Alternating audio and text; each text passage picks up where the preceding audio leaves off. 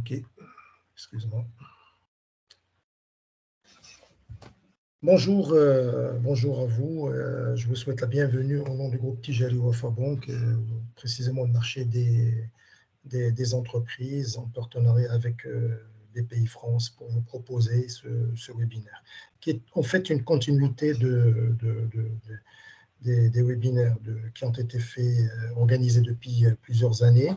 Et là, nous lançons l'édition 2022, une série de webinaires avec des sujets, des thèmes qui, à chaque fois, nous essayons de les coller à la réalité et puis surtout à la réalité et les données qui sont sur le terrain.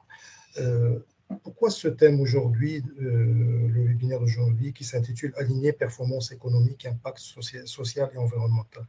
Pourquoi ce thème et pourquoi aujourd'hui? La responsabilité sociétale des entreprises, RSE, consiste à mettre en place les bonnes pratiques ESG, prenant en compte les enjeux environnementaux, sociaux et éthiques. C'est un axe qui est devenu, surtout en l'état actuel des choses, incontournable pour rester compétitif et attractif. On parle aussi d'ODD, Objectifs de développement durable, fixés par les Nations Unies. Aujourd'hui, plus que jamais, tout le monde s'accorde sur l'urgence des actions au niveau des gouvernants, au niveau mondial, au niveau des experts, au niveau des nations, au niveau des sociétés civiles, tout le monde, des associations non gouvernementales et ainsi de suite, tout le monde s'accorde sur la nécessité pour un développement durable, responsable et surtout solidaire. Alors, sur cet axe-là, quel est le rôle qui est attendu des entreprises et pourquoi doivent-elles avoir une culture et entamer une démarche RSE? Quels sont les premiers pas? Comment cette entreprise peut être accompagnée? Si oui, quid des PME et des TPE, des petits, ou de ce qu'on appelle les ETI, les entreprises de taille intermédiaire par rapport aux grosses corporates de la place? Comment placer ces enjeux au cœur des modèles économiques et financiers? Tout ce que fait l'entreprise, rappelez-vous, on l'a dit et redit, et ça vous le savez mieux que nous, l'entreprise, c'est comme si vous la mettez dans un cercle, elle interagit avec le monde extérieur sur tous les sujets, sur toutes les thématiques, mais la thématique de la RSE est devenue une thématique qui est incontournable. Comment créer une dynamique d'ensemble au niveau de tous les acteurs? Qu'est-ce qu'il faut finalement pour créer un déclic? Quelles sont les vertus de la RSE? On parle de la bonne gouvernance, on parle aussi des normes, ISO 26000, ISO 14001, il y a beaucoup de normes. Je laisse la parole aux experts qui vont nous expliquer tout ça en détail. On parle aussi de la durabilité, on parle aussi de la fidélisation des collaborateurs ou des salariés, on parle aussi de la valorisation d'image de l'entreprise ou même de stimuler l'innovation. Pour en parler, nous avons le plaisir de compter parmi nous aujourd'hui un panel de deux experts qui nous font la gentillesse de prendre leur temps et d'être parmi nous aujourd'hui. Tout d'abord, Rudy Cambier, qui est co-dirigeant de Liberté Living Lab, ce que j'appelle le 3L, écosystème d'innovation à impact, basé à Paris. Il y a aussi avec nous Mehdi Gdira, qui fait partie du groupe Tijari Wafa Bank et qui est responsable de la RSE Group. La parole sera donnée dans un premier temps à Rudy Cambier, suivra Mehdi Gdira pour prendre le relais donnera l'aperçu et puis surtout l'expérience du groupe sur la RSE. Pour tenir cette conférence, nous avons convenu de prendre à peu près 40-45 minutes pour les pitchs et de réserver à peu près 30 à 40 minutes pour les échanges et les débats et surtout les questions qui doivent nous interpeller. Alors n'hésitez surtout pas au niveau de la chatbox de nous faire remonter vos commentaires, vos recommandations. Je m'adresse à Rudy. Bonjour Rudy. Bonjour. Bonjour, merci de nous faire le plaisir d'être parmi nous aujourd'hui, même si c'est digital, vive le progrès, en espérant te recevoir un jour en présentiel à Casa. Tu as une expérience sur le domaine après un double cursus en Sciences Po et en sciences sociales. Tu as débuté ta carrière dans le secteur de la veille et de l'intelligence économique avant de créer une agence conseil centrée sur les transformations sociales, économiques et numériques. En 2016, tu as participé à la création de Liberté Living Lab, dont tu es l'un des co-dirigeants. Tu contribues à la stratégie, au développement d'entreprises et tu es en charge de la structuration des écosystèmes du Living Lab. Parallèlement, tu diriges l'incubateur Tech for Good du Triple L et tu pilotes les programmes d'Open Innovation. Rudy, la parole est à toi et bienvenue, je réitère la bienvenue à toi ici à Casa. Eh bien, merci beaucoup. Bonjour à toutes et à tous. Peut-être juste avant de débuter, quand tu dis 45 minutes pour les pitchs, c'est 45 minutes chacun ou on se répartit les 40? Non, c'est à peu près 45 minutes, à peu près 45 à 50 minutes pour l'ensemble des pitchs. Pour l'ensemble des pitchs. Donc voilà, je vais tenir en 20-25 minutes grand maximum, promis Mehdi. Ça marche, la parole est à toi. Merci infiniment pour l'invitation et puis merci également, enfin, moi je suis très ravi et heureux de pouvoir partager avec vous ce que l'on fait au Liberté Living Lab et la vision que l'on porte et notamment nos méthodologies de travail. Peut-être quelques mots introductifs sur ce qu'est le Liberté Living Lab, même si vous l'avez très bien introduit. Donc un Living Lab, c'est pas juste un anglicisme à la mode, hein, ce sont de véritables méthodologies de travail. Vous dire avant tout que le Liberté Living Lab, c'est un lieu de 2000 mètres carrés qui est basé dans le cœur de Paris et qui est à la fois un lieu, un écosystème entrepreneurial. On intègre dans notre bâtiment à la fois des startups, des designers, des chercheurs, des équipes de missions de service public en lien avec l'État français, mais également des grandes entreprises et des grands groupes privés. Quand je disais que dans ce lieu, la notion de Living Lab, c'est pas juste un anglicisme sympa, c'est vraiment des méthodologies de travail, c'est que l'on conduit un certain nombre de programmes de recherche-action et de recherche-expérimentation qui s'appuient sur des méthodologies de sciences sociales, de design, de sciences économiques et financières, j'y reviendrai aussi, et beaucoup en fait autour de l'innovation collaborative, où pour nous, ces enjeux de transition, et j'aurai l'occasion d'y revenir, s'appuient également sur une innovation ouverte et collaborative, où c'est tout le sens de notre Liberté Living Lab et de la notion de Living Lab, c'est la pluridisciplinarité et notre capacité à faire travailler ensemble des acteurs qui n'ont pas nécessairement l'habitude de travailler ensemble, qu'on soit dans le secteur privé, dans le secteur public, dans le monde de la recherche ou encore tout simplement dans le monde de l'entrepreneuriat et des startups. Alors, juste pour vous donner à voir ce qu'est aussi le Liberté Living Lab quand je parlais d'écosystème, c'est un collectif au service de l'impact social et environnemental et donc des nouveaux enjeux liés à la transition sociale et environnementale des entreprises, mais dans une logique de performance économique. Donc c'est pour ça qu'on a tous ces acteurs, hein, je le disais en introduction, issus de la recherche et de la formation, des startups, des grandes entreprises, d'un champ d'expertise notamment, vous l'expliquiez très bien Mohamed Kamal en introduction, autour de l'innovation technologique et ce qu'on appelle nous la Tech for Good, donc ça va être toutes les technologies de rupture, deep tech ou les technologies autour de l'intelligence artificielle ou encore de la blockchain. Et puis comme on est sur des problématiques de transition sociale et environnementale de l'économie et plus largement de la société, on va intégrer et impliquer avec nous beaucoup d'acteurs publics dans nos projets. Du coup, comment passer de la RSE à la création de valeur à impact? Je pense que le point important, en tout cas sur lequel je voulais insister en introduction de ma présentation, c'est de vous dire qu'au sein du Liberté Living Lab, on conduit des programmes de recherche-action et d'expérimentation et on développe des innovations, produits, services et on accompagne les entreprises sur ces transitions sociales et environnementales. Pourquoi? Parce qu'on est convaincu au Liberté Living Lab qu'en l'espace de quelques années, on a changé de référentiel. La notion d'impact social et environnemental au cœur de l'activité économique et des entreprises est une notion extrêmement récente, notamment dans la littérature scientifique et économique. Et pour la faire courte, hein, qu'est-ce qui va différencier aujourd'hui la notion d'impact de ce que l'on appelle plus communément ou plus traditionnellement la RSE? C'est ce que je disais, ce changement de paradigme ou de référentiel, c'est-à-dire que là où avant la RSE permettait par des petites actions ou initiatives de venir corriger des externalités négatives sur le plan social ou environnemental d'une entreprise, là l'idée, à travers la notion d'impact, c'est d'intégrer au cœur même de son activité, voire de son business model et de sa proposition de valeur, la capacité à répondre à des enjeux sociaux et ou environnementaux à travers son activité produits, services et économique, et donc à être en capacité à faire converger à la fois la création de valeur sociale et environnementale grâce à son activité d'entreprise et économique, mais également la performance économique, la soutenabilité et la rentabilité, qu'elle soit également financière. Et j'y reviendrai, hein, puisque sur des problématiques bien entendu de banque et de finance, c'est à connecter avec le mouvement qu'on observe depuis plusieurs années autour des référentiels ESG et notamment de ces nouveaux critères de valorisation de l'activité économique des entreprises. Alors, juste quelques éléments, et pourquoi aussi, pour vous dire que la raison pour laquelle on travaille sur ces sujets, c'est qu'on part du point de vue que viser l'impact, et non plus la RSE, c'est aussi beaucoup d'opportunités économiques et financières pour les entreprises, et c'est de la création de valeur de société, mais aussi de valeur économique pour les entreprises. J'aime beaucoup démarrer à chaque fois mes présentations par les conclusions d'un rapport de l'ONU, hein, Better Business, Better World, alors qui date de 2019, qui est avant le Covid, mais qui est quand même intéressant parce qu'on peut se dire qu'il est toujours d'actualité, notamment dans cette période pas tout à fait post-Covid.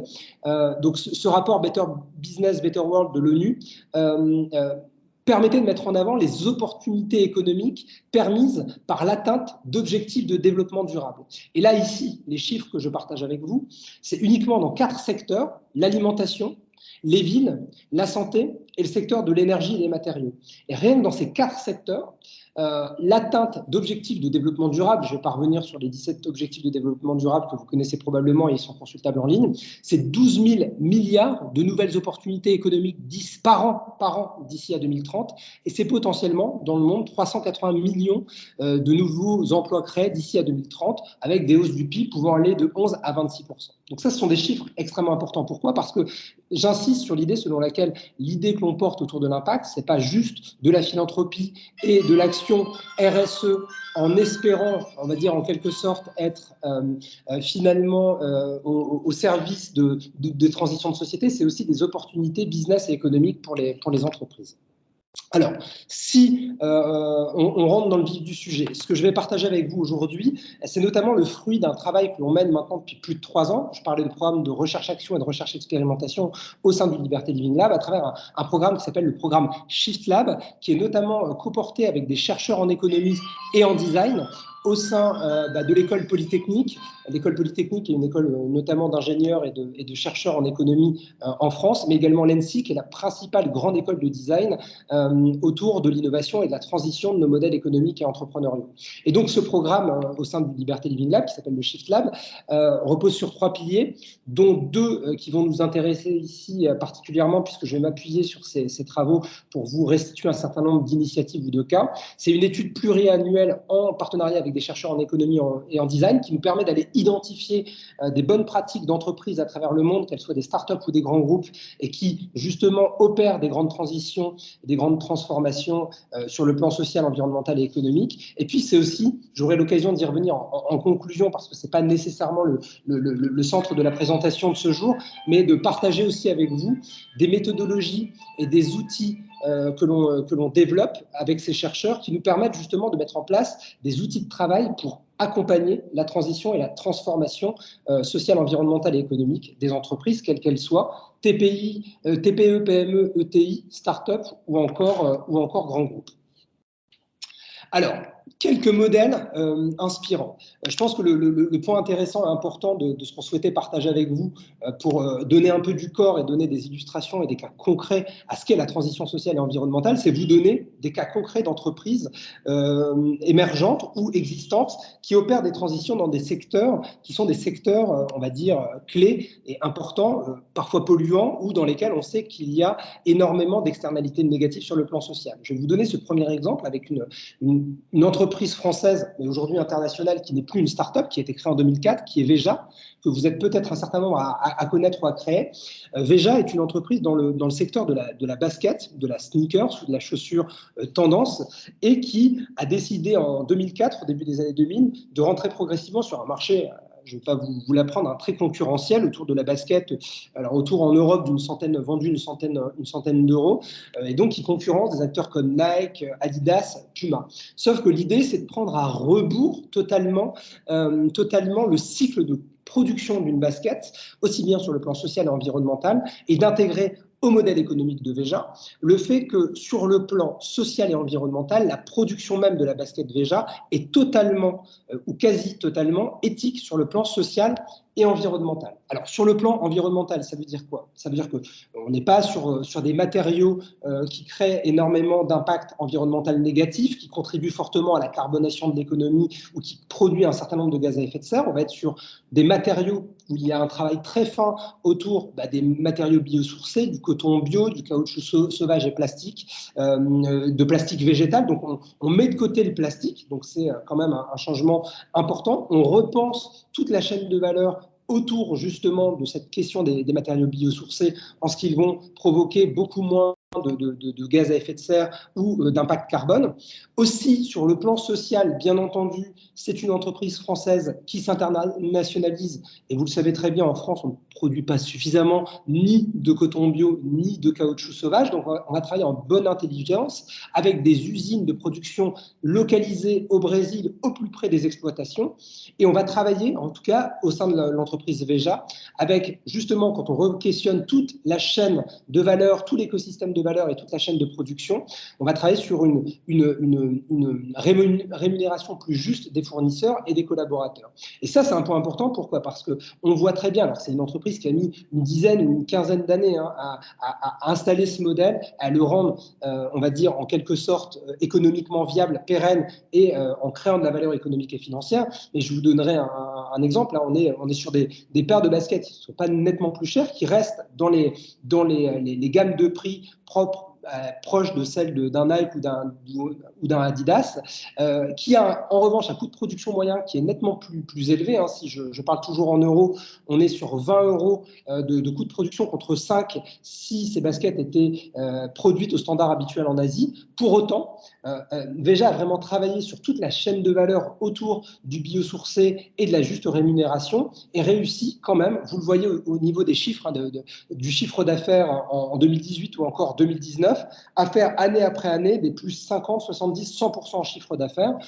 C'est une des marques les plus vendues et elle est vendue aujourd'hui dans 2000 boutiques à travers le monde et une des marques les plus vendues en France. Et puis, c'est aussi une entreprise qui a décidé de ne pas faire de publicité ou de marketing classique, mais de pivoter intégralement sur d'autres activités, on va dire plutôt en lien avec des influenceurs ou du bouche à oreille qui fonctionnent très bien. Peut-être juste une illustration pour celles et ceux qui ne connaissent pas bien le modèle de Veja. Voilà, j'ai fait une capture d'écran. Vous pourrez aller sur le site internet de Veja. Il y a l'histoire de Veja et sur le commerce équitable, sur la transparence, sur les limites, sur les enjeux d'insertion, sur les matériaux innovants, sur le zéro publicité. En fait, vous retrouvez de manière très transparente et très pédagogique l'intégralité finalement de ce pivot de la chaîne de valeur d'un industriel de la basket et qui montre que d'autres modèles de production, de création de basket, mais également de performance économique et financière est possible. Et j'insiste juste sur un dernier point, c'est qu'aussi la différence d'un Nike ou d'un Adidas ou de d'autres grands producteurs de basket à travers le monde, c'est qu'ils travaillent sur la durabilité du produit. Là où il est difficile parfois sur des baskets Nike, Adidas ou d'autres marques, hein, pour ne pas citer toujours les mêmes, de travailler sur la durabilité ou la longévité, la petite capture d'écran que vous voyez sur cet écran vous donne à voir que dans les boutiques Veja en France et à l'international est testé le modèle de la durabilité du produit. On ramène comme chez un cordonnier historique ou classique sa basket pour en permanence la retravailler et la garder 2 ans, 3 ans, 4 ans, 5 ans, pourquoi pas, pour travailler justement la durabilité du produit et ne pas acheter, jeter quand on sait que ça produit aussi effectivement des impacts négatifs sur la planète. Alors, on était sur Veja, une jeune entreprise. Je vais vous donner un exemple d'un très grand groupe que tout le monde connaît, qui est celui de Lego, créé en 1932 avec un très gros actionnariat familial. Alors Lego, il y a un problème de fond, si tout le monde autour de ce webinaire connaît Lego, c'est que Lego, son business model repose depuis la nuit des temps sur une matière, le plastique. Je ne reviens pas sur la fin de vie et du plastique à horizon 2025-2030. Du coup, il y a un vrai problème. C'est que Lego, c'est une machine de guerre sur le plan économique et business, mais à horizon 2030, vu qu'on a une économie qui repose sur le plastique, comment on crée justement le business model et l'économie d'après? Et c'est là où c'est intéressant, c'est-à-dire que si on passe peut-être… Alors, Lego, hein, c'est 30 milliards de briques en plastique vendues par an à base de polymères thermoplastiques, donc extrêmement polluantes, dans la fabrication comme derrière le recyclage. Et donc, si on passe sur juste la slide suivante, je vais vous partager avec vous un élément extrêmement intéressant, c'est-à-dire comment s'opère le pivot de cette entreprise qui doit radicalement changer d'activité. Ça a été avec de super résultats économiques et financiers malgré tout au cours des dernières années, 30% du chiffre d'affaires net annuel qui est réinjecté et réinvesti dans un programme de recherche autour de l'abandon progressif des sachets plastiques et surtout autour de la recherche autour des nouveaux matériaux, un peu comme ceux que j'évoquais tout à l'heure sur Veja, notamment autour de ce qu'on appelle le biomimétisme, c'est-à-dire tous ces matériaux issus naturels qui peuvent venir remplacer à terme le plastique et qui peuvent avoir un impact important sur l'impact environnemental négatif qu'a une entreprise comme Lego dans le cadre de son activité.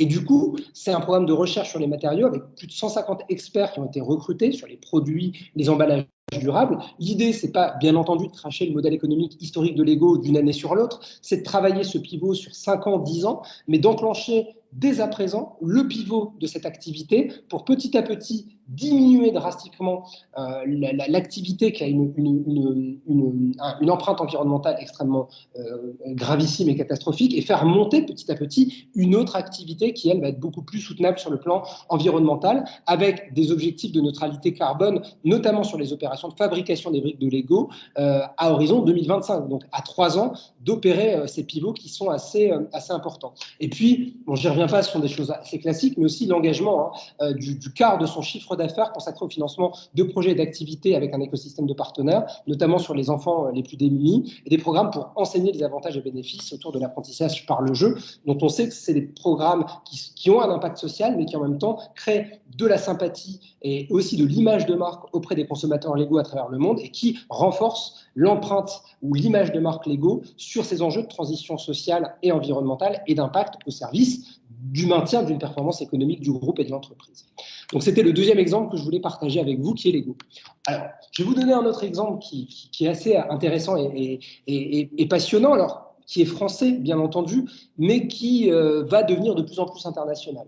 C'est celui de Sodexo. En France, Sodexo, c'est une entreprise historique dans la restauration collective, mais une restauration collective industrielle et très massive, et donc de plus en plus contestée dans nos sociétés, c'est-à-dire, et notamment en France, cette restauration très industrielle, très peu locale, qui travaille sur des produits peut-être contestables, pas forcément issus du commerce équitable et du bio, qui sont des produits industriels, c'est malheureusement et historiquement la marque de fabrique et ce sur quoi Sodexo a développé son modèle économique et sa performance économique et financière au cours des dernières années.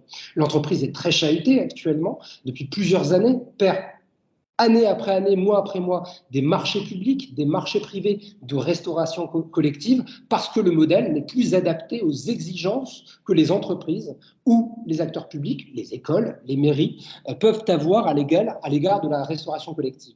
Et c'est intéressant, pourquoi ? Parce que Sodexo ne peut pas se permettre, du jour au lendemain, de 2022 à 2023, d'abandonner son modèle historique qui continue à générer énormément de performances économiques, sans quoi, si on arrêtait ce modèle, c'est l'entreprise intégrale qui s'effondrerait et derrière, ce sont des emplois, des TPE-PME, des prestataires, des fournisseurs, tout un écosystème qui travaille avec une entreprise comme Sodexo. Du coup, Sodexo, un peu comme ce que j'ai expliqué sur Lego précédemment, travaille le business de demain. Et il travaille le business de demain comment ? En développant des nouveaux modèles de restauration collective, mais beaucoup plus local, à travers un concept qui s'appelle La Passerelle, qui travaille un concept de légumerie, un bâtiment environnemental basé dans les quartiers en difficulté ou les quartiers populaires en France. Et donc, ces bâtiments, ces passerelles, comme Sodexo aime à les appeler, sont travaillés avec les acteurs publics locaux, ça peut être les mairies, les associations locales, et grâce à cela, ils peuvent créer une légumerie, des crèches, des salles de formation, des salles de cohésion sociale, et finalement relocaliser cette activité à la fois de légumerie et de création de restauration, à la fois soit scolaire ou pour les entreprises plus locales, travailler les produits et en même temps intégrer grâce aux associations les populations en grande difficulté à 2 niveaux. Un, pour les employer, les embaucher, les former, leur donner du travail. Et 2, en plus des activités historiques de restauration collective, que ce soit dans le monde scolaire ou dans les entreprises, de donner aux quartiers populaires dans lesquels ces passerelles sont situées, la possibilité aux habitants ou aux habitantes de pouvoir avoir accès à de l'alimentation de qualité en circuit court et non plus à de l'alimentation industrielle. Bien entendu, ce sont des petits concepts, la passerelle, qui sont développés. Là, vous avez ici l'exemple à Clichy-sous-Bois, dans les banlieues de Seine-Saint-Denis, autour de Paris, mais ce sont des concepts, il va y en avoir plus de 5 ou 8 qui vont être créés dans les prochains mois dans d'autres territoires français, dans d'autres villes, et c'est un élément qui participe de la transition sociale, environnementale et business économique de Sodexo, non pas à 6 mois, 1 an, mais sur du plus long terme, puisque Sodexo prépare le business, on va dire, de demain.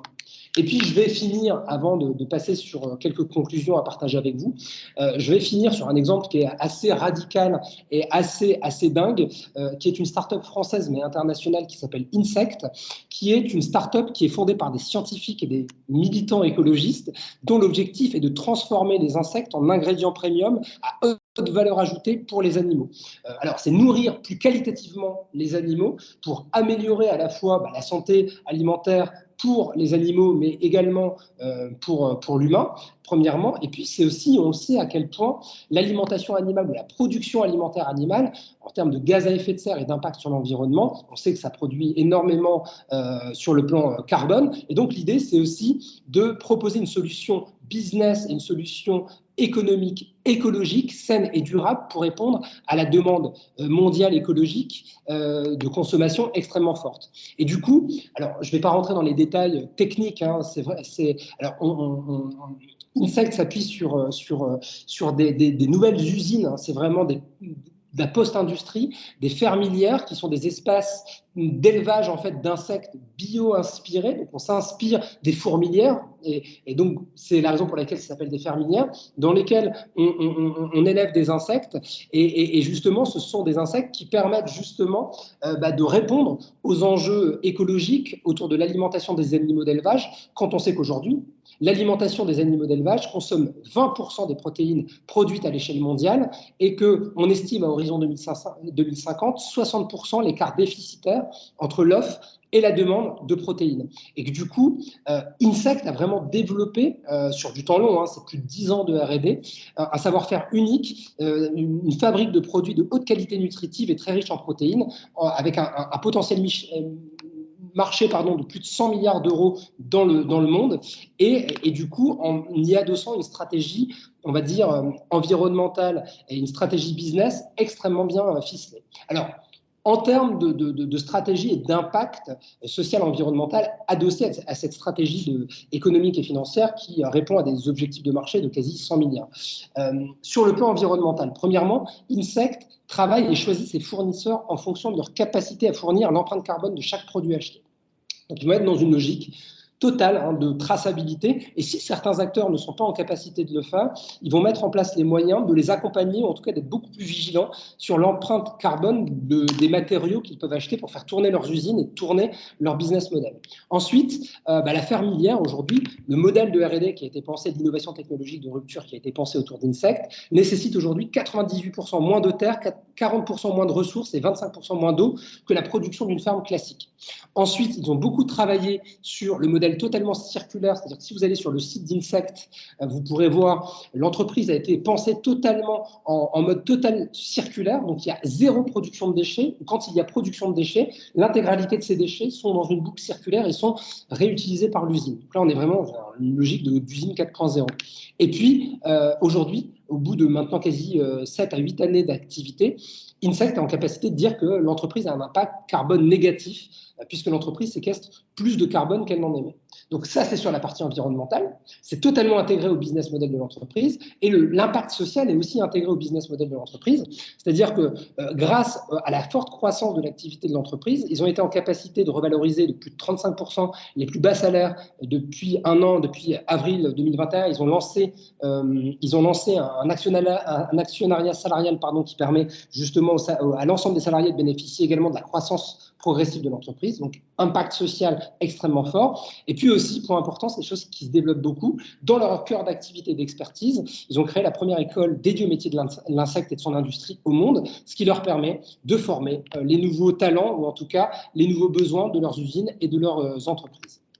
Alors, peut-être juste en conclusion, voilà, je vais partager avec vous 8 grandes conclusions qui sont le fruit, on va dire, des travaux de recherche qu'on produit avec les économistes et avec un certain nombre de chercheurs en design. 8 grandes conclusions que vous pouvez intégrer peut-être à vos réflexions pour justement opérer ces transitions, ces grandes transformations sociales, environnementales et économiques ou écologiques d'activité.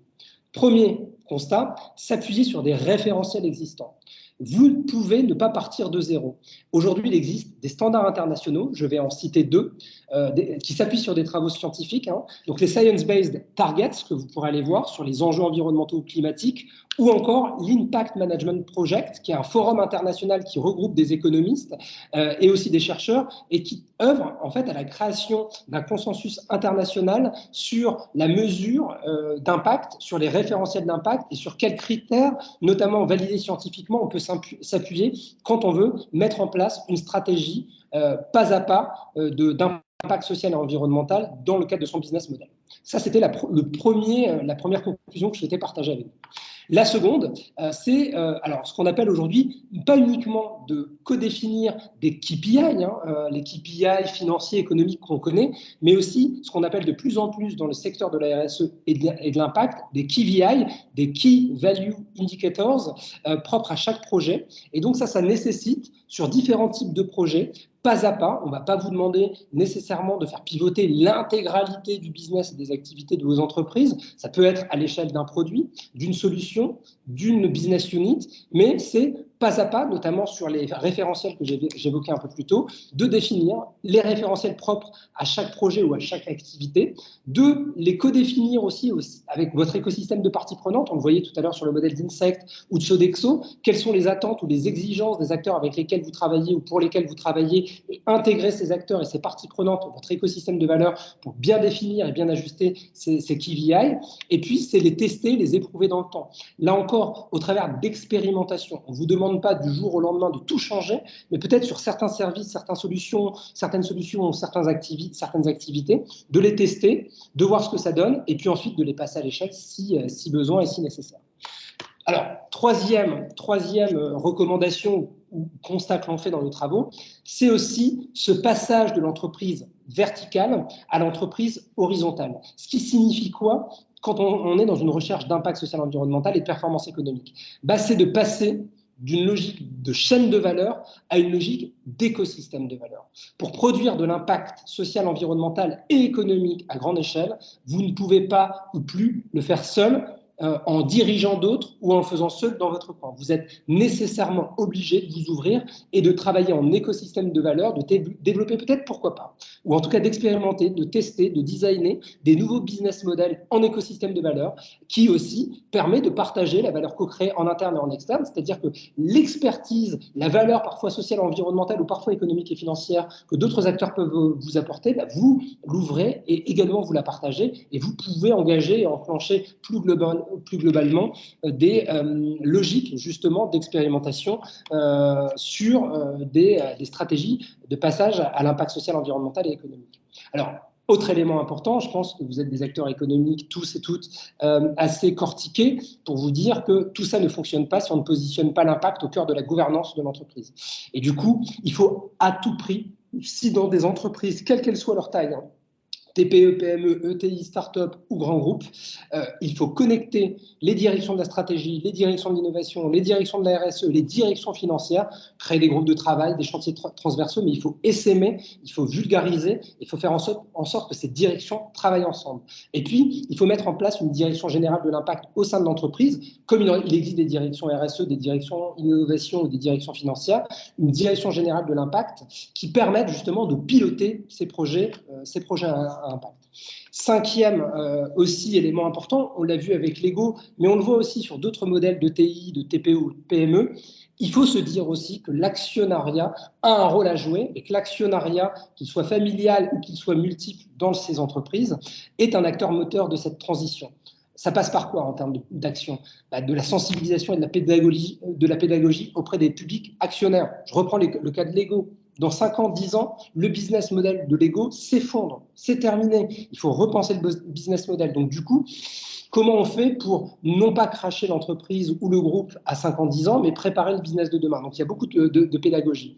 En accord aussi, pourquoi pas, avec le board d'actionnaires, il faut dédier, pourquoi pas, on l'a montré avec Lego, un pourcentage annuel qui peut être réinvesti dans cette transition sociale, environnementale et économique d'une entreprise, dans l'innovation de services et dans la réflexion et dans l'expérimentation. Ça, c'est un élément clé parce que sans cet investissement dans le futur, on risque d'être en délicatesse par rapport au recul d'un de nos business. Et puis, pourquoi pas inciter économiquement des partenaires financiers à réinvestir ou à s'impliquer dans la transition sociale et environnementale des activités de l'entreprise. Sixième levier, c'est bien entendu sensibiliser et surtout former à l'impact. C'est pourquoi pas vous connecter ou rapprocher vos équipes, vos top management, vos partenaires à des formations professionnelles dans des écoles, des universités, à diffuser justement la vision, les stratégies d'impact, bref, à créer, à proposer des plans de formation opérationnels à l'ensemble de son écosystème de valeur, actionnaires, collaborateurs, partenaires, prestataires, pour justement sensibiliser tout autour de soi et pouvoir embarquer tout un écosystème autour de ces questions d'impact. Alors enfin, avant-dernière conclusion et peut-être levier, je parlais tout à l'heure de référentiel, allez creuser aussi tous les mouvements de recherche en économie et en finance autour de la triple comptabilité comme outil permettant de piloter l'impact social et environnemental. La triple comptabilité, c'est quoi? C'est qu'en plus de la comptabilité financière et économique d'une entreprise, on y ajoute une comptabilité sociale et une comptabilité écologique. Et on développe des outils qui permettent, alors je ne vais pas rentrer dans les détails techniques parce que je ne vais pas avoir le temps, mais qui sont des outils de comptabilité qui permettent d'être en permanence sur ce triptyque social, environnemental et économique et de pouvoir avoir des outils économiques, financiers d'aide à la décision pour ne pas se tromper non plus, pour ne pas mettre, entre guillemets, la charrue avant les bœufs et aller trop sur le social et l'environnemental et se mettre en danger sur le plan économique. La triple comptabilité, c'est des outils qui aujourd'hui sont développés et qui sont intéressants en ce qu'ils viennent proposer des outils justement de pivot des entreprises. Et alors enfin, bien entendu, nous on prône beaucoup la notion de R&D économique et financière. Je vous disais qu'on développe beaucoup de programmes de recherche-action avec des labos de recherche en économie et en finance. C'est, comme je le disais en introduction, assumer la dimension expérimentale des projets de transition sociale et environnementale du business et des économies des entreprises. Je vous donnais cet exemple de Sodexo. Tout ne se fait pas en un claquement de doigts du jour au lendemain. Il y a une dimension expérimentale et donc il faut insuffler, déployer des chantiers de R&D économique, se donner le temps, travailler sur la modélisation économique de ces projets, vraiment peser le pour et le contre, comme je disais, à travers des outils comme la triple comptabilité et expérimenter ces nouveaux modèles en mode pas à pas, puisque c'est bien le sujet. Le sujet, c'est pas rupture et on passe à un autre modèle, c'est comment on accompagne la transition et comment on fait peut-être petit à petit diminuer des activités aux externalités négatives à des activités qui restent performantes économiquement, mais qui intègrent des résultats sur le plan social et environnemental. Voilà. Je conclurai là-dessus. Je veux laisser bien entendu la parole aussi à Mehdi qui va partager avec vous son approche et vous dire bien entendu que tout ça s'appuie sur des méthodologies de travail, sur de la recherche et nous-mêmes on développe des outils pour aider par le design et par la recherche économique et financière les entreprises à faire pivoter leur modèle sur un certain nombre d'aspects. Je m'en tiens là, je vous remercie pour votre attention et je reste bien entendu ensuite disponible. On s'arrête là, Ange, et je reste bien entendu ensuite disponible pour les échanges et les discussions. Merci à toutes et à tous. Merci, Rudy pour cette brillante intervention qui nous instruit franchement sur l'étendue de la co-construction de ces écosystèmes. Finalement, on part de l'idée vers l'audace, vers l'insolence, vers l'apprentissage par de la pratique, par le droit même à l'erreur parfois, mais franchement pour créer des modèles qui sont innovants et qui sont impactants pour tout le monde. S'il me dit rebonjour. Bonjour. Rebonjour, s'il me dit tout d'abord, Mehdi fait partie du groupe Tijaleo Fabank. Il porte ce sujet de la RSE. Il est responsable RSE d'un groupe très important, Tijaleo Fabank, qui n'est nul besoin de présenter. Félicitations d'abord pour cette performance de la RSE en tant que top performeur pendant plusieurs années d'ailleurs. Tu as écouté l'intervention de Rudy Cambier sur ces sujets que tu portes au niveau du groupe. Moi-même, j'ai partagé mes dernières années sur ces transformations qui ont été essaimées par l'équipe RSE au niveau du groupe Tijari Wafa Bank. Quel est le retour d'expérience et quelle lecture tu fais de ce sujet ô combien important? La parole est à toi, Sinmeti. Merci beaucoup. Et bonjour à toutes et à tous et merci Rudy pour cette présentation. Je vais vous partager mon écran. Et ce que je vous propose comme structuration un petit peu de notre échange, c'est dans un premier temps, je vais passer rapidement sur un peu les standards et référentiels de la RSE, donc un peu sur quoi s'appuyer. Ensuite, présenter un peu comment ces thématiques ça concerne une entreprise comme Tijari Wafa Bank, en fait, quels sont les enjeux clés pour nous. Ensuite, on va parler de la politique RSE du groupe, donc à savoir comment est-ce qu'on a pris en charge ces enjeux, pour ensuite peut-être élargir un peu plus à peut-être d'autres types d'activités ou d'autres secteurs d'activité ou d'autres types d'entreprises, puisque moi, mon expérience de la RSE, elle est très liée à l'activité financière, mais on va élargir pour voir un peu comment ça peut se décliner auprès d'autres contextes, en fait. Donc, en quelques mots, puisque bon, on ne va pas s'étaler sur les standards référentiels, mais quelques-unes des grandes étapes dans le domaine financier. Donc là, c'est vraiment orienté finance durable. Donc, il y a eu l'initiative financière des Nations Unies, donc UNEP-FI, donc c'est l'Organisation des Nations Unies sur de l'environnement qui a mis un programme, qui a mis en place, donc une initiative financière autour du sujet, qui a été également décliné ensuite par la bourse de New York, le Dow Jones Sustainability Index, qui a été ensuite d'ailleurs repris en 2018 par la bourse de Casablanca, à savoir que désormais, même à la bourse de Casablanca, il y a un index des 10 entreprises les plus performantes en termes de RSE. Et d'ailleurs, Tijari Wafa Bank en fait partie depuis la création de l'index, donc de l'INDIS en 2018, qui est renouvelé chaque année.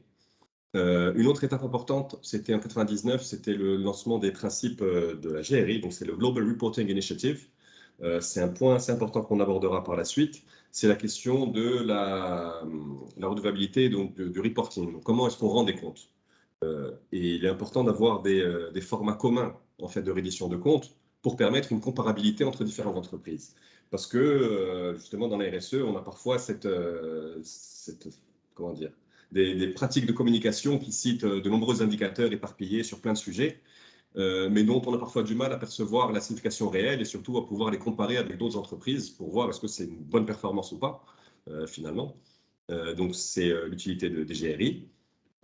Ensuite, il y a toute une série d'initiatives comme les principes de l'Équateur, les objectifs de millénaire du développement que Rudy a cité un peu plus tôt, qui sont devenus les objectifs de développement durable des Nations Unies, qui est une très bonne base d'ailleurs pour définir une démarche RSE. Et ensuite, lors de la COP22, il y a eu une feuille de route pour l'alignement du secteur financier marocain sur le développement durable et la transition vers une économie à bas carbone, donc qui est un engagement en fait de l'ensemble du secteur financier marocain pour justement s'orienter dans cette direction. Un autre référentiel qui est important et qui nous a aussi servi à structurer notre démarche, c'est le référentiel ISO 26000.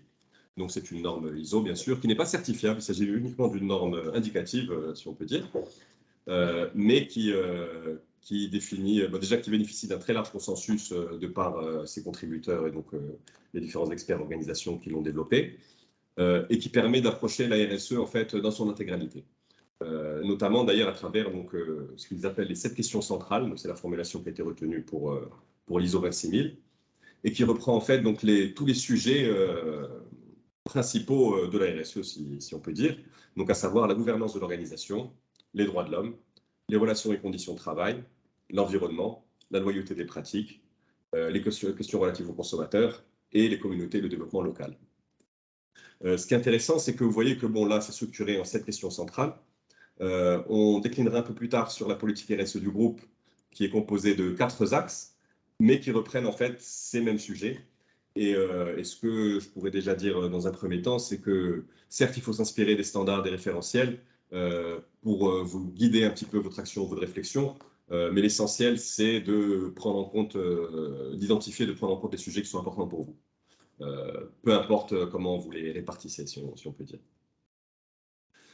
Donc, pour TG Wafa Bank, comment est-ce qu'on décline ces 7 questions qu'on avait un peu plus tôt qui sont très génériques, donc l'environnement, concrètement, qu'est-ce que ça représente l'environnement pour une banque, comment est-ce qu'une banque ou une institution financière donc comme le groupe TG Wafa Bank, qui fait même plus que l'activité bancaire au sens strict, comment est-ce qu'on peut agir sur l'environnement et ainsi de suite. Donc là, on a réparti les enjeux en 4 grandes catégories entre les enjeux environnementaux, économiques, de gouvernance et sociaux, avec surtout une déclinaison de qu'est-ce que ça représente pour nous dans notre secteur d'activité. Donc ça, c'est un exercice que toute entreprise qui souhaite entamer une démarche RSE devra entreprendre à un moment, c'est d'identifier en fait par rapport à son contexte individuel et son activité, comment se matérialisent les différents enjeux généraux de la responsabilité des entreprises et comment ils peuvent, quels leviers en fait ils ont à travers leur activité sur ces volets. Donc pour nous, déjà comme toutes les entreprises, il s'agit de réduire un peu notre empreinte environnementale directe. Donc ça, c'est l'énergie que nous consommons, les consommations de papier, de plastique, les déchets que nous générons. Forcément, donc l'un de nos axes de progrès ou de nos vues d'action, c'est de réduire donc cette empreinte environnementale. Alors ça a été fait par plein de manières. On est une entreprise de service, donc forcément on a peu de déchets directs, mais néanmoins, à travers des petites actions comme le tri des déchets au niveau des sièges, avec des poubelles partagées donc, qui permettent le tri sélectif, des imprimantes collectives plutôt qu'individuelles, etc. On arrive à réduire régulièrement, d'année en année, en fait, nos consommations de papier, de matériaux, etc. Un autre levier donc, qui pèse beaucoup plus en fait, sur notre activité et puis sur l'environnement, c'est la maîtrise des risques environnementaux liés au métier bancaire et financier. On y reviendra par la suite d'ailleurs dans le volet, si vous voulez dire, de pourquoi faire de la RSE pour une entreprise qui plus est peut-être pour une PME, puisqu'on sait bien que c'est toujours plus facile d'entamer ce genre de démarche quand plus la structure est grande, plus c'est simple, si vous voulez, ou plus on a de levée d'action et d'économie d'échelle, etc. Mais on verra en quoi ça peut concerner également les PME. Donc, la maîtrise des risques environnementaux, en fait, ils sont très importants puisqu'ils jouent maintenant, ils nous impactent en fait même de manière réglementaire et de manière business. Pourquoi on nous demande aujourd'hui, à travers donc, le régulateur Banque Marleb, qui lui-même poursuit ou décline une vision en fait ou une orientation générale de la Banque mondiale et de toutes les banques centrales que les banques centrales ont convenu ensemble, de prendre en compte les impacts sociaux et environnementaux de nos activités. Ce qui veut dire qu'aujourd'hui, si une entreprise financière et donc si TG Wafa Bank prête de l'argent à une entreprise, auparavant, donc le risque principal qui était considéré, c'était surtout le risque de solvabilité. Donc, bien sûr, l'objectif de la banque, c'est de voir ses crédits remboursés par les clients. Mais aujourd'hui, on nous demande également de s'assurer que le projet financé ne va pas causer un dommage environnemental.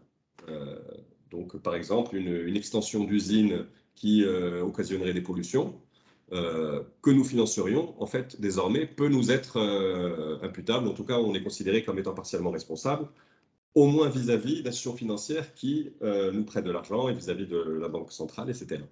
Donc, c'est toute une nouvelle mécanique et des nouvelles catégories de risques, donc environnementaux ou sociaux, que nous devons désormais prendre en compte et qui deviennent une part intégrale de notre activité. Ensuite, bien sûr, on a un engagement d'accompagner l'économie vers une transition bas carbone et donc de financer la production d'énergie renouvelable, mais aussi l'efficacité énergétique donc dans d'autres secteurs et donc auprès de nos clients notamment. Alors, je vais accélérer un petit peu parce que je me suis peut-être un peu étendu sur le volet environnemental, mais il y a aussi des enjeux économiques et relatifs à nos parties prenantes. Donc, nous avons aussi des obligations donc vis-à-vis de nos clients, donc de nos clients et nos actionnaires, déjà d'information, mais aussi de prévenir le surendettement des clients, puisque le but, c'est de ne pas mettre justement nos clients en situation de fragilité. Et ça rejoint les notions de durabilité qui ont été mentionnées un peu plus tôt, qui est une notion un petit peu distincte de la RSE, mais c'est aussi de s'assurer que notre business model est durable et par définition n'est pas quelque chose qui est voué à péricliter. Donc bien sûr l'activité bancaire et financière, donc offrir le maximum offrir l'accès aux produits et services bancaires au maximum de personnes, ça fait partie de notre vocation et c'est également un levier de développement socio-économique. Ensuite, la contribution au développement des communautés, puisqu'il s'agit aussi de contribuer à ce développement socio-économique, mais à l'échelle de tout un territoire, et j'ai envie de dire même de tout un continent. Donc il s'agit de ne pas uniquement financer l'activité économique, peut-être dans l'axe Casablanca-Kénitra, pour le Maroc, mais que ce soit dans toutes les régions et dans tous nos pays de présence. Et également le volet achat responsable, puisque nous avons, par exemple, mis en place une charte d'achat responsable qui définit en fait nos obligations et nos engagements vis-à-vis de nos fournisseurs, mais également nos attentes vis-à-vis d'eux sur les thématiques ESG, donc environnementales et sociales.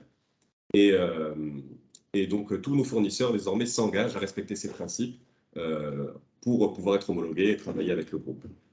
Ce qui nous permet aussi justement de commencer à impacter notre sphère d'influence et justement d'entamer un sujet qu'on va voir un peu plus tard, mais qui est le bilan carbone en fait et la mesure de tout ce qui est en amont de nos chaînes de valeur.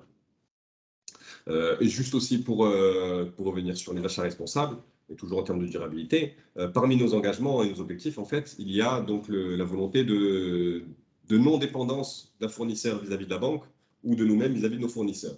C'est-à-dire on essaie d'avoir un maximum de TPE parmi nos fournisseurs, mais on ne leur permet pas d'être trop dépendants de nous pour pouvoir garder justement une liberté de changer de prestataire sans pour autant le mettre en danger. Et justement, donc, encore une fois, on évite de fragiliser nos partenaires.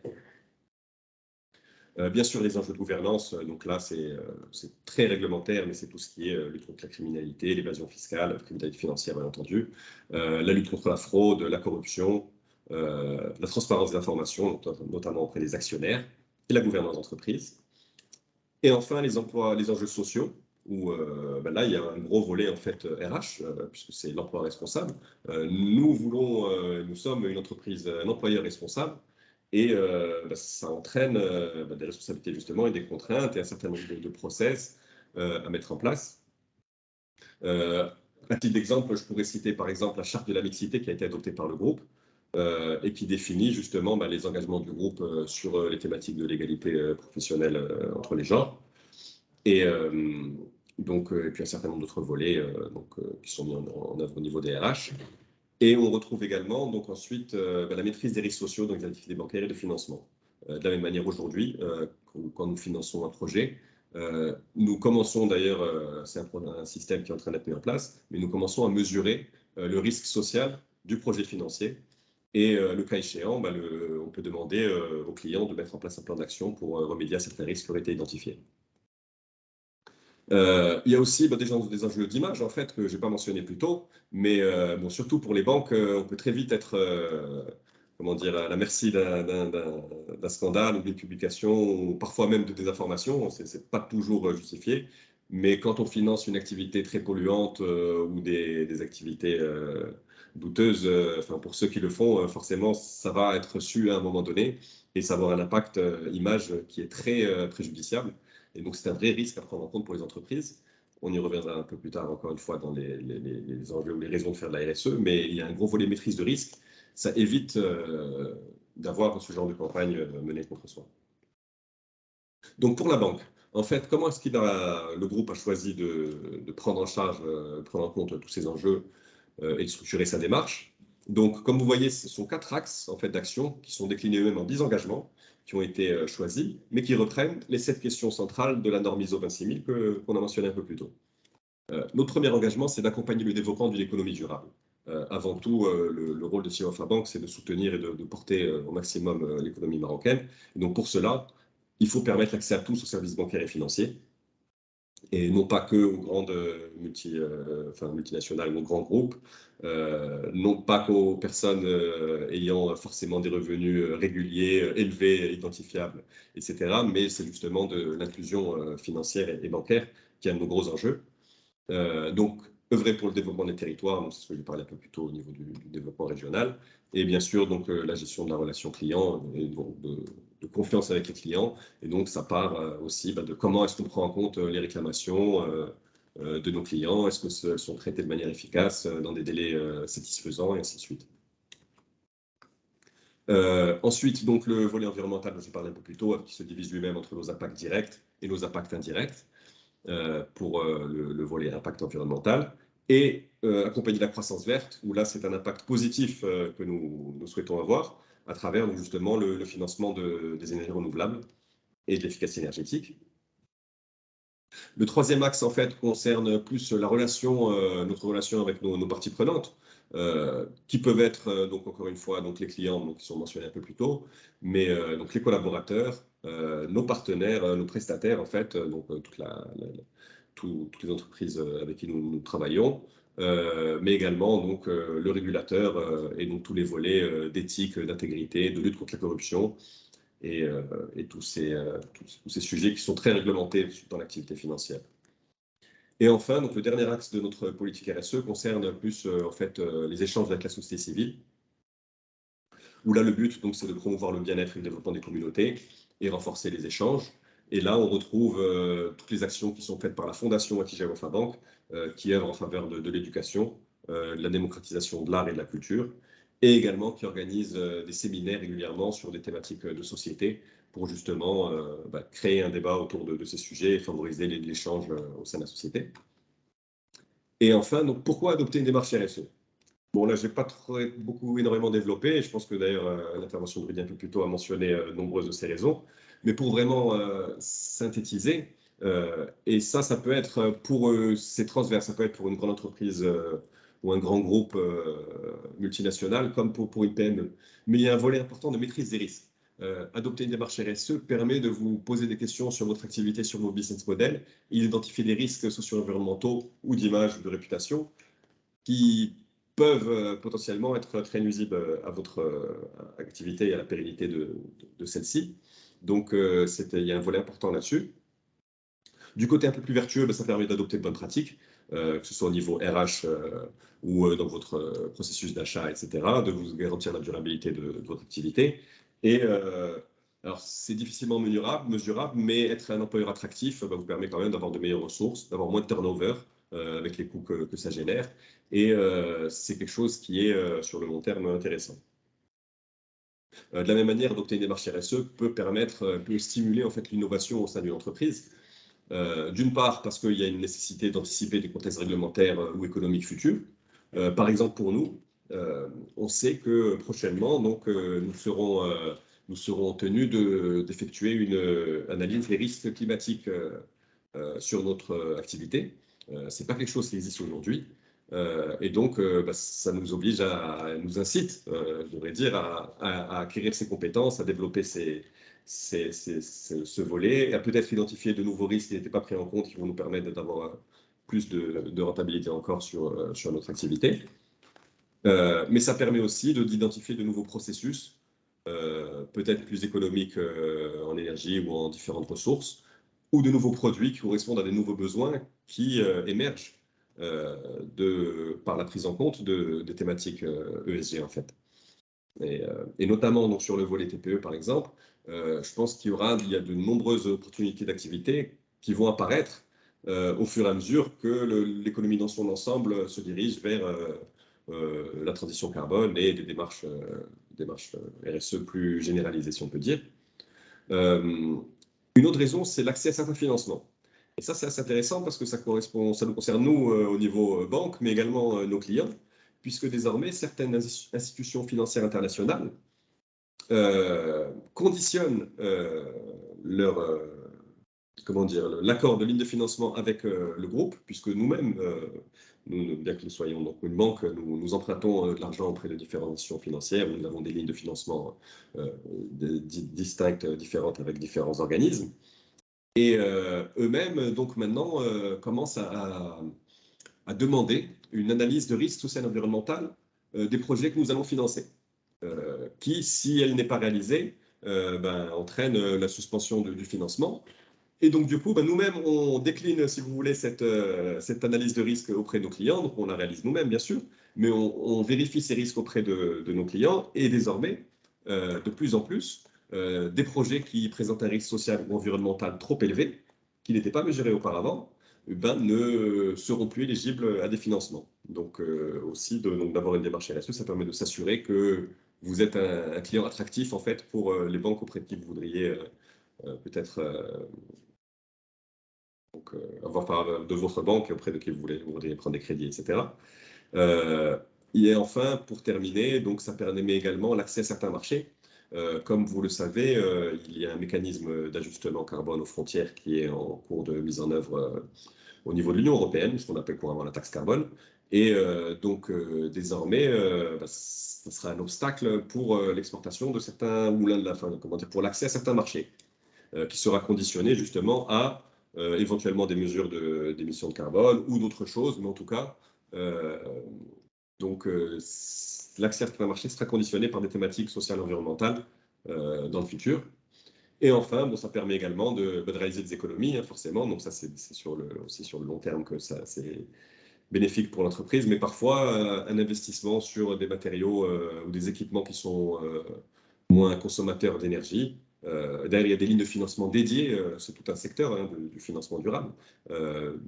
Mais l'investissement dans ce genre d'équipement, à long terme, permet de faire des économies et donc est tout à fait intéressant économiquement pour l'entreprise. Donc, je vais m'arrêter là, puis je vous propose d'échanger ou de prendre vos questions si vous en avez. Merci, merci Semedi, merci Rudy pour vos interventions. Rudy, tu peux activer ta caméra, Rudy? Bien sûr. Rebonjour, merci. J'ai eu quelques remontées, donc on voit bien que ce sujet passionne, un sujet qui dit que est-ce qu'on a fait une évaluation des performances de la RSE sur les cimenteries, sur les industries lourdes. C'est un sujet parce que bon, sur les cimenteries, les fonderies, les raffineries et tout ça, qui sont très énergivores et très high level au niveau des empreintes carbone. Puis il y a un autre sujet qui parle aussi au niveau des labels de la CGEM, donc ça concerne uniquement les banques, uniquement les grosses corporates, et donc les PME sont un petit peu exclus. Enfin, c'est une remontée. Hein. Et un autre point que j'ai vu aussi, c'est de dire que finalement, comme il n'y a pas une obligation de reporting chez les TPE, chez les PME et tout ça, et donc même si des entreprises affichent des labels par la suite, il n'y a pas ce pilotage et cette roue de déligne comme une démarche qualité, comme ce qu'on disait tout à l'heure, Rudy. Je vous laisse le soin de répondre à ces questions. Donc, moi, je répondrai à une question une question, l'interrogation sur la non-obligation de reporting et que la TPME, d'une manière générale, est épargnée. On disait tout à l'heure, quand on faisait l'échange avant ce webinaire, quand on préparait avec Rudy et Mehdi, ce qui paraît aujourd'hui comme étant une certaine zone de confort deviendra votre faiblesse demain. Aujourd'hui, le monde est en train d'avancer. Nous vivons une situation inédite. Nous sortons d'une crise pandémique ou d'une pandémie hors norme qui nous a planté pendant presque 2 ans. Au sortir, tout le monde parlait d'une relance et finalement, on rentre dans une bulle inflationniste, dans une crise en Ukraine, une guerre en Ukraine qui est à la porte de l'Europe, qui est en Europe. On parle de l'Europe, avec des matières premières qui s'envolent, avec des pouvoirs d'achat qui sont en train avec des révisions, avec une croissance qui est quasiment en berne. Donc, le sujet de la RSE aujourd'hui devient une marque. Mehdi l'a dit, je laisse la parole à Mehdi, devient une marque. Demain, vous ne pourrez plus exporter. Vous ne pourrez plus aspirer à avoir des marchés.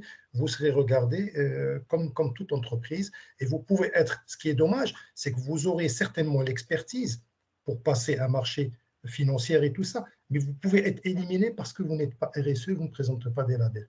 Donc, il faut avoir les labels. Ce n'est pas du cosmétique, il faut les entretenir, il faut les faire vivre.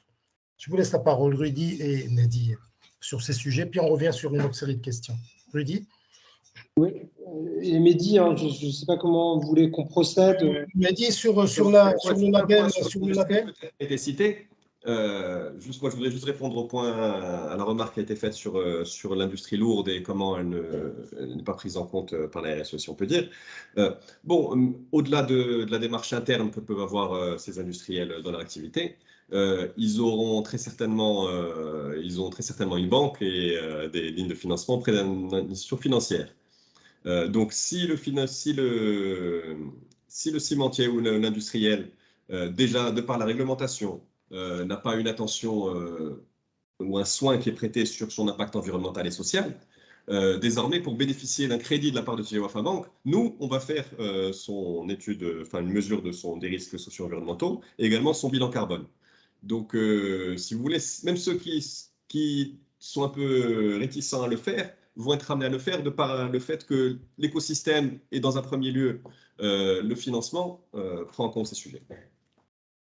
Rudy ?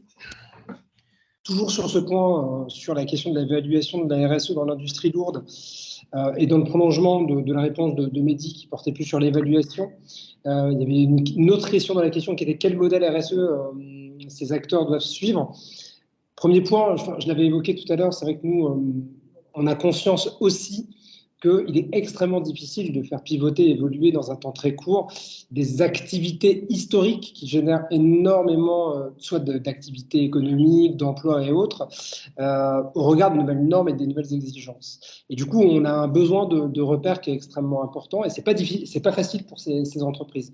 Et pourquoi je vous dis ça? Parce que je réponds à la deuxième partie de la question qui est qu'en France, et je vais vous partager avec vous le lien qui est intéressant et instructif parce que ça doit être en France, mais par analogie des industries lourdes, dans la raffinerie, dans la cimenterie ou autre, globalement, c'est les mêmes activités à travers le monde. Il y a un think tank en France, alors à ne pas confondre avec le projet d'études nous qu'on porte et qu'on développe au Liberté Diving Lab qui s'appelle le Shift Lab. Là, je parle plus donc d'un think tank en France qui s'appelle le Shift Project, qui a fait beaucoup parler de lui ces dernières années. Et le Shift Project, là, je vous ai partagé le lien à toute une rubrique autour de leur publication d'un certain nombre de rapports et de notes d'analyse. Et ils ont fait un travail assez impressionnant et important autour des enjeux sectoriels, quels qu'ils soient, industrie lourde, mobilité, culture, énergie, sur là où il faut activer des transitions, et potentiellement comment le faire, avec quels moyens. Et du coup, eux-mêmes, à travers leurs travaux, qui peuvent être par analogie intéressants et instructifs pour d'autres marchés et d'autres économies comme la vôtre, finalement font ce travail d'évaluation d'un certain nombre de secteurs industriels et essaient effectivement de partager des orientations et des modèles qui peuvent être suivis. Donc là encore, on est sur des modèles et des activités où personne n'a la réponse à tout et la science infuse, mais ça a au moins le mérite d'exister et du moins d'être inspirant pour des acteurs qui voudraient évaluer et ou engager des transitions et suivre des modèles qui auraient fonctionné ou réussi, sachant que dans ce think tank, c'est porté par un certain nombre de chercheurs en sciences environnementales, en sciences énergétiques ou autres. Donc ça a aussi une valeur, on va dire, scientifique et pas uniquement de réflexion dont on sait que parfois sur ces sujets, il peut y avoir aussi de l'idéologie, du militantisme politique ou autre. Il y en a certainement un tout petit peu dans ce think tank, faut pas l'éluder, mais en tout cas, c'est des travaux d'ingénieurs qui peuvent être intéressants. Donc peut-être, je ne sais pas si pour vous, dans vos activités, par analogie, ça peut être intéressant pour vous d'aller analyser ou regarder ou consulter les rapports, les notes d'analyse de ce think tank dans différents secteurs d'activité, et notamment les industries lourdes. Ça, c'était le premier point. Alors, la question du reporting, je ne suis pas certain de... Alors, j'ai essayé de retrouver je voulais répondre aussi à cette question.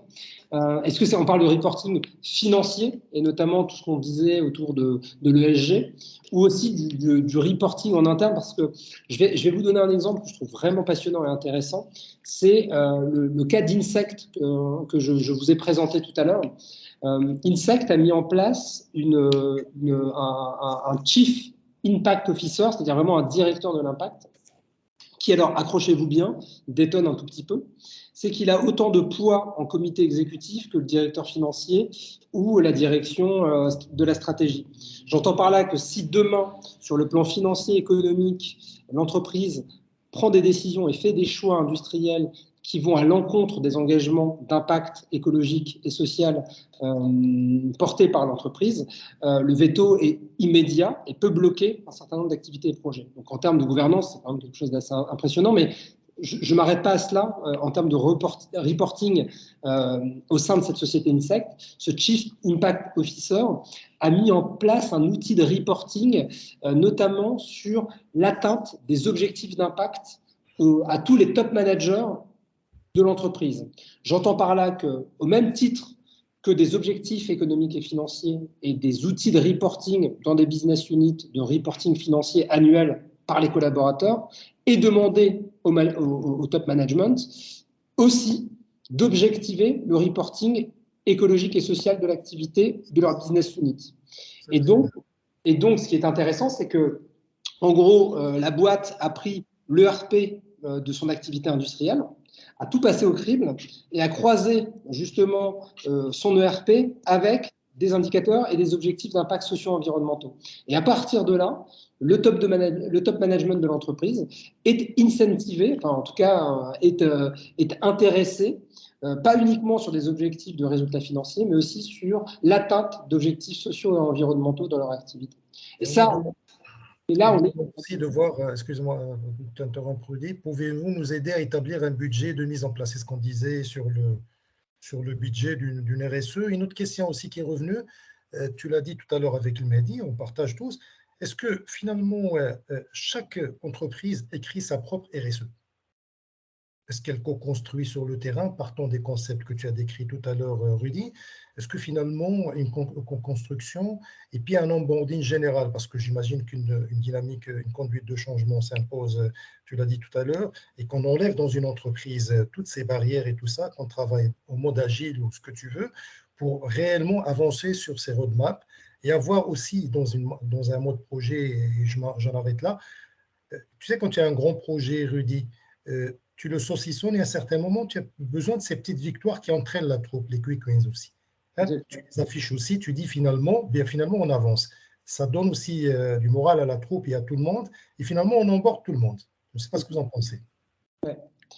Je ne sais pas si Mehdi, vous souhaitez également répondre. Mehdi, tu peux prendre le relais sur cette question d'onboarding et sur cette question de est-ce que ça n'a pas été difficile d'emborder l'ensemble des collaborateurs d'un groupe comme Tijeri? Oui, bien sûr. Alors, bon, on s'appuie énormément sur la communication interne. On a si vous voulez, des canaux, des équipes et des ressources, en fait, qui permettent déjà de toucher un très grand nombre. Bon, comme ça a été dit un peu plus tôt, rien ne peut être fait si ce n'est pas porté déjà par le top management et qu'il n'y a pas un engagement ferme de la direction générale d'une structure. Tous les efforts seront pas vains, mais en tout cas sera peu d'impact pour beaucoup d'efforts si on n'a pas ce prérequis. Une fois qu'on l'a, il s'agit aussi d'avoir l'engagement de l'ensemble, de la masse, donc des collaborateurs pour un groupe comme le nôtre, ou en tout cas du groupe. Nous aussi, on a un autre enjeu qui est la déclinaison au niveau donc groupe, justement, puisque nous sommes un groupe de plus de 20 000 collaborateurs, on est 8 000 au Maroc, mais après, les 12 000 autres sont dans d'autres pays avec différents profils, problématiques, enjeux, etc. Et effectivement, donc, la question de l'onboarding est très importante, la conduite du changement. Après, ça se fait au cas par cas, et justement, identifiant bien les cibles et les projets au cas par cas. Dans notre cas, en tout cas, puisque c'est si varié. Puis Rudy, la parole est à toi. Et c'est une question aussi, Rudy, qui revient. Donc, je vois un petit peu les gens réagir. Au niveau des budgets, est-ce que au niveau, par exemple, d'un socle de PME, qu'il s'agisse d'un socle sectoriel, par exemple, une vingtaine, une trentaine par une filière ou spatiale, parce qu'ils sont dans une zone donnée, peuvent mutualiser ce projet en commun, peuvent le fédérer, peut-être qu'il a un peu plus de sens, parce que ça me ramène aussi à ce qu'on disait au niveau de la 4.0 il y a de ça 2 semaines dans un webinaire avec Alain Pachon. Des entreprises ne peuvent pas avoir des ERP à eux, des PME et des choses comme ça. Est-ce qu'au niveau des blockchains, au niveau des ERP, ils peuvent mutualiser sur le cloud et tout ça pour pouvoir traiter, plutôt que d'avoir aussi des solutions éditeurs? Peut-être que ça simplifie un petit peu les choses, ça réduit un petit peu les coûts, ça les incite ou ça les encourage à faire le pas. Rudy, qu'est-ce que tu en penses? Alors, sur le budget, Première réponse sur le budget. Bon, bien entendu, c'est très difficile parce que ça va dépendre du secteur, de l'industrie, de l'existant, de la taille de l'activité, des activités. Dans la méthodologie qu'on met en place, je trouve, enfin, en tout cas, il y a une approche un peu incompressible qui est ce qu'on appelle, nous, l'investigation et le diagnostic, c'est-à-dire de travailler avec l'interne avant de se lancer dans une démarche RSE totale, c'est déjà de faire un diagnostic de l'existant et de voir de manière assez pragmatique les petits leviers sur lesquels on peut agir vite pour avoir de gros impacts sans forcément se mettre en difficulté économique. Donc ça, c'est ce qu'on appelle une séquence d'investigation. Ça va dépendre de l'activité. Nous, au sein du Liberté Living Lab, quand on établit cette investigation et ce diagnostic, ça peut aller de 20 30 000 euros jusqu'à 80, 100 en fonction de la taille des entreprises, de leur activité et du travail que ça comporte, parce que nous, on va faire un travail de diagnostic avec des ingénieurs et des designers de l'activité en tant que telle, et puis on va aller s'ouvrir aussi à tout un écosystème de parties prenantes pour aller écouter là où globalement on pourrait actionner une démarche RSE plus globale. Donc ça va dépendre un tout petit peu, bien entendu, des problématiques qui nous sont posées. Donc ça, c'était sur le premier volet de la question, qui était sur la partie plutôt budgétaire. Et puis ensuite, sur la deuxième partie de la question, et notamment sur la mutualisation, la mise en commun, alors là, je reviens à ce que je présentais tout à l'heure du Liberté Living Lab, quand je disais on est un Living Lab, c'est tout le sens de ce qu'on porte. C'est-à-dire qu'il faut mutualiser, il faut mettre en commun, il faut créer, entre guillemets, des consortiums sectoriels ou déployer des méthodologies pluriacteurs d'un même secteur, pour les mettre autour d'une table, créer un pot commun, que tout le monde mette une petite partie du budget, et ensuite faire ces travaux de recherche collectifs pour accompagner la transition d'un secteur ou d'une filière, et donc mutualiser, mettre en commun les connaissances. Alors ça peut être après à travers des plateformes, des technologies comme la blockchain, de ce que tu as évoqué, mais effectivement réussir collectivement à embarquer un écosystème et une pluralité d'acteurs pour mutualiser, ça fait des économies d'échelle et tout le monde est gagnant au final. C'est très clair. Mehdi, Oui,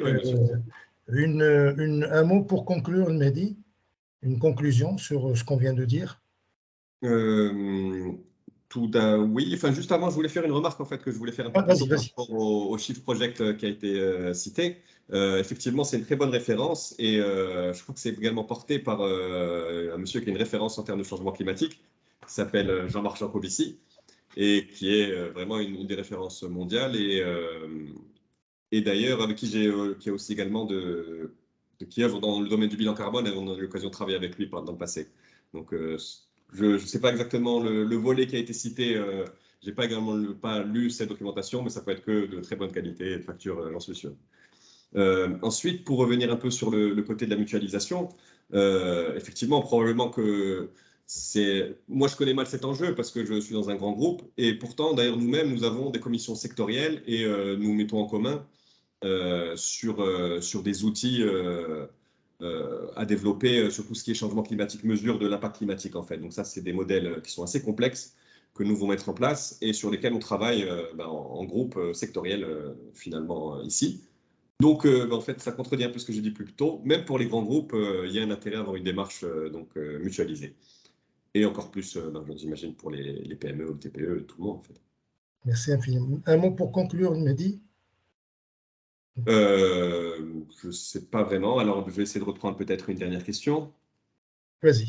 Alors, quel est le pourcentage de fournisseurs du groupe Tigero-Faban qui sont certifiés RSE ou qui ont un projet de labellisation RSE? Je ne peux pas vous le dire, mais ce que je peux vous dire, c'est que 100% des fournisseurs du groupe sont signataires de la charte achat responsable. Et donc, on a quand même certains engagements de leur part et on entame, on ne leur fait pas d'audit encore, mais on entame la discussion justement sur comment est-ce qu'on s'assure de ces bonnes pratiques. Donc, c'est en cours. Merci Mehdi. Rudy, un mot de conclusion? Déjà, vous remercier pour cette invitation et puis remercier également Mehdi parce que je n'ai pas eu l'occasion, on est rentré vite dans les questions et dire que j'avais beaucoup apprécié aussi votre présentation et je trouve nos deux présentations très très complémentaires, très sensibles. Je me suis noté plein de choses, hein, tout ce que vous disiez sur l'achat responsable, sur l'accompagnement à la transition de l'économie et au rôle d'une banque et des banques en termes d'accompagnement, d'outillage des TPE-PME, il y a un rôle effectivement clé et important. Un élément effectivement important dans ces questions sociales et environnementales, de transition sociale et environnementale, c'est aussi Mehdi qui l'a relevé, que je trouve intéressant, et j'ai oublié d'en parler, c'est toutes les économies que ça génère. C'est-à-dire que quand on pense à un business model, à un modèle de transition, on se dit, mais tiens, mais faire plus de social et d'écologique, ça va peut-être gréver mon business. Et en fait, on ne se rend pas compte que quand on s'intéresse, comme l'a très bien expliqué Mehdi, aux ressources, aux énergies, et qu'on rebalaye au travers d'exigences environnementales finalement ces activités, peut-être qu'on peut faire un certain nombre d'économies où on baisse des dépenses et on peut réaffecter différemment. Donc ça, c'est un point important. Et peut-être pour conclure, je finirai là-dessus, vraiment, je le redis parce que c'est aussi le positionnement de notre Living Lab, c'est assumer la dimension expérimentale, le pas à pas et la transition progressive. C'est-à-dire que tout ce qu'on s'est dit là, c'est facile, on donne des bons exemples, on projette des plans sur la comète, on sait à quel point pour beaucoup d'activités, même pour des TPE, PME, ETI, c'est lourd et compliqué à mettre en œuvre. Tout ne se fait pas du jour au lendemain et du coup, on y va pas à pas, progressivement. Et le maître mot, c'est vraiment méthodologie, rigueur, transition. Et on progresse et on fait baisser une activité, on en fait monter d'autres. Mais c'est vraiment là-dessus qu'il faut travailler. En tout cas, merci à toutes et à tous pour l'invitation. Merci infiniment, Mehdi. Un mot pour conclure, je reviens à toi, Mehdi. Non, je veux juste vous remercier à toutes et à tous d'avoir assisté donc à ce webinaire. J'espère que vous aurez apprécié nos interventions. Merci à Rudy pour son intervention et tout le contenu, le riche contenu de la présentation que j'ai déjà lu en fait, mais que je vais relire et sur lesquels j'aurai peut-être quelques questions que je me permettrai de vous poser par la suite en privé. Maintenant, vous vous connaissez.